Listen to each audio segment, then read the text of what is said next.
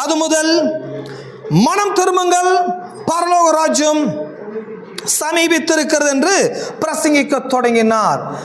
இதுதான் மற்ற மற்ற மதத்தை போதிக்கிறவங்க என்ன சொல்றாங்க? ராஜ்யம் வரப்போகுதுப்பா, ராஜ்யம் வரப்போகுது, சமீபமா இருக்குதுன்றாரு. சமீபமாய் இருக்குது.